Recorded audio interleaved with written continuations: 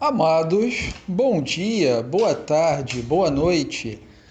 Cristiano Costa aqui, Rio de Janeiro. Amados,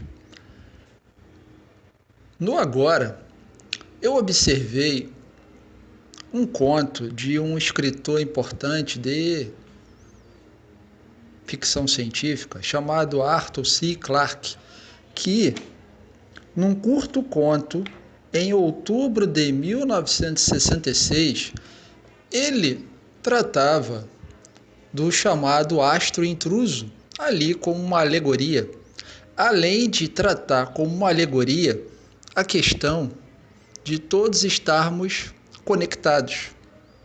No texto é afirmado sobre a força do pensamento e o principal, que é o motivo desta vocalização, a força do amor.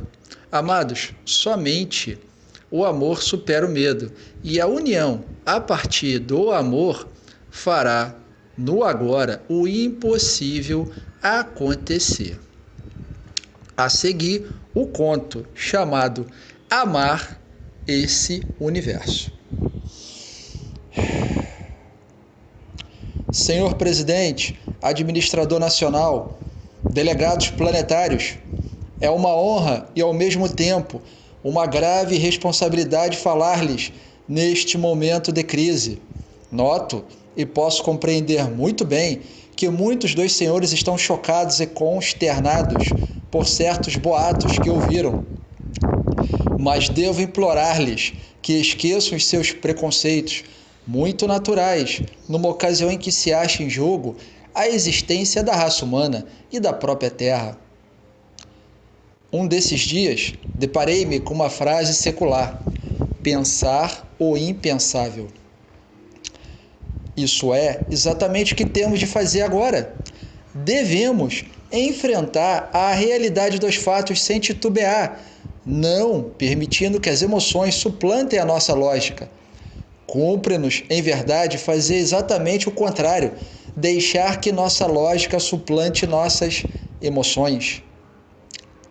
A situação é extremamente crítica, porém não desesperada, graças às surpreendentes descobertas que meus colegas fizeram na estação Antigeia, porque as informações são verdadeiras. Podemos realmente estabelecer contato com as supercivilizações do núcleo galáctico. Pelo menos podemos dar-lhe conhecimento de nossa existência. E se isso está ao nosso alcance, deveria ser-nos possível apelar para seu socorro. Não há nada, absolutamente nada, que possamos fazer pelos nossos próprios esforços, no breve espaço de tempo de que dispomos. Faz apenas 10 anos que a busca de planetas transplutonianos revelou a presença do anão preto. E dentro de 90 anos realizará a sua passagem perihélica, dará a volta ao Sol e mergulhará mais uma vez nas profundezas do espaço, deixando atrás de si um sistema solar desintegrado. Todos os nossos recursos, todo o nosso tão gabado controle sobre as forças da natureza são impotentes para alterar-lhe a órbita, por uma fração de polegada sequer. Mas, desde que foi descoberta a primeira das chamadas estrelas faróis, nos fins do século XX, sabemos que existem civilizações com acesso a fontes de energia incomparavelmente superiores às nossas. Alguns dos senhores recordarão sem dúvida a incredulidade dos astrônomos e posteriormente de toda a raça humana quando os primeiros exemplos de engenharia cósmica foram descobertos nas nuvens de Magalhães. O que se apresentava a nossos olhos eram estruturas estelares que não obedeciam a leis naturais. Ainda hoje, ignoramos qual seja a sua finalidade, mas estamos cônscios de suas tremendas implicações. Compartilhamos o universo com seres capazes de manipular os próprios astros. Se consentirem em nos ajudar, será para eles uma brincadeira de crianças defletir a trajetória de um astro como o Anão Preto, cuja massa é pouco milhares de vezes maior que a da Terra. Brincadeira de crianças, disse eu. Sim, talvez isso seja literalmente verdadeiro. Todos aqui presentes se lembrarão, estou certo, do grande debate que se seguiu ao descobrimento das supercivilizações. Devíamos tentar comunicar-nos com elas, ou era preferível que permanecêssemos na obscuridade? Havia, naturalmente, a possibilidade de que já soubessem tudo a nosso respeito, ou de que a nossa presunção os irritasse, ou, em suma, de que reagissem de uma maneira desagradável qualquer. Se bem que os benefícios de tais contatos pudessem ser enormes, os riscos eram terrificantes. Mas agora não temos nada a perder, só a ganhar. E até o presente havia outra circunstância que fazia com que o problema não tivesse mais do que um longínquo interesse filosófico. Embora pudéssemos, com grande dispêndio, construir radiotransmissores capazes de enviar sinais a esses seres. A mais próxima supercivilização está a 7.000 anos-luz de nós. Mesmo que ele se desse ao trabalho de responder, 14.000 anos se passariam até que obtivéssemos uma resposta. Em vista disso, pareceu-nos que os nossos superiores não nos podiam prestar ajuda, nem representar uma ameaça para nós. No agora, tudo mudou. Podemos enviar mensagens às estrelas numa velocidade que ainda não podemos medir e que presumimos ser infinita, e sabemos que eles usam técnicas semelhantes, pois detectamos seus impulsos, apesar de sermos incapazes de interpretá-los. Esses impulsos não são eletromagnéticos. Não sabemos o que são, e nem sequer temos um nome para eles, ou melhor, temos nomes demais. Sim, cavalheiros, existe afinal de contas algo de verdadeiro nas velhas crendices a respeito da telepatia, percepção extrasensorial, ou como quer que prefiram chamá-las. Mas não admira que o estudo de tais fenômenos nunca tenha feito progressos aqui na Terra, onde o ruído de fundo de 1 bilhão de pensamentos submerge todos os sinais. Mesmo o insignificante progresso registrado antes da era espacial parece um milagre. Como descobrir as leis da música numa fábrica de cadeiras, não é?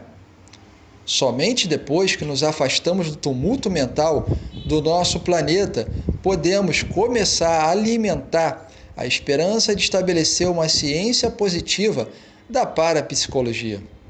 E mesmo assim, foi preciso que nos deslocássemos para o outro lado da órbita da Terra, onde o ruído não só era abafado por 290 milhões de quilômetros de distância, mas também interceptado pela massa inimaginável do próprio Sol.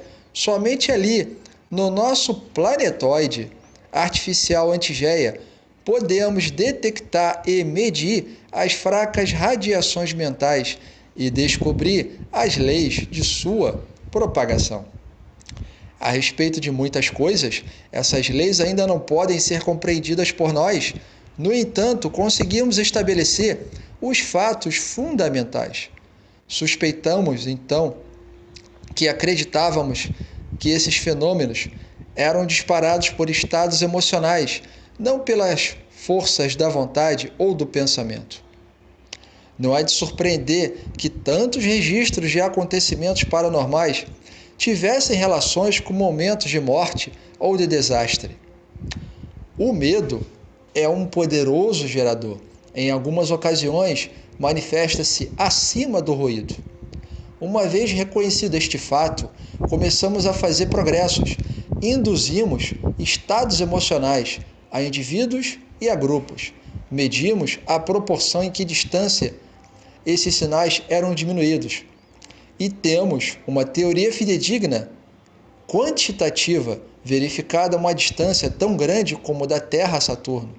Acreditamos que os nossos cálculos estão exatos.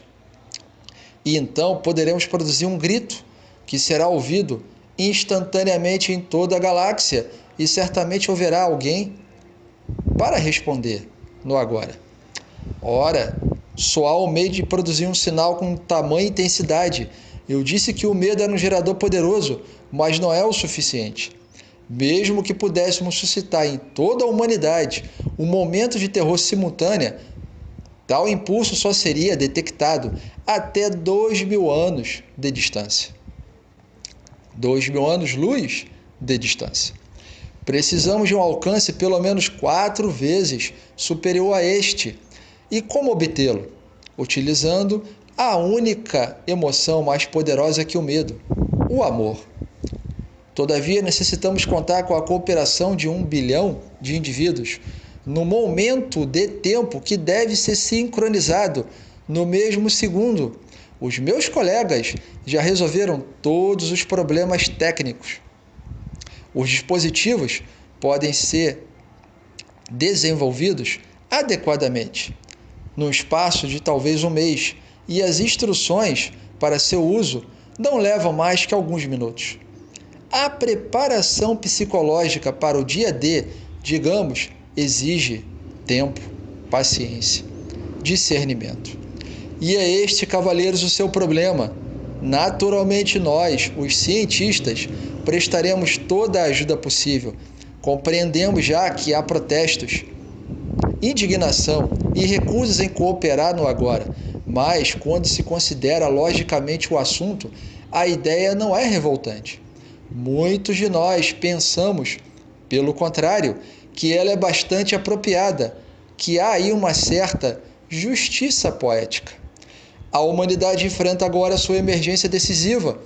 No momento de crise como este, não é justo que apelemos para o instinto que sempre assegurou a nossa sobrevivência no passado, o amor? Um poeta, numa época anterior a esta, expressou a verdade maior que jamais poderei fazê-lo. Devemos amar uns aos outros ou perecer. Outubro de 1966. O conto Amar este Universo, do livro de contos O Vento Solar, Arthur C. Clarke.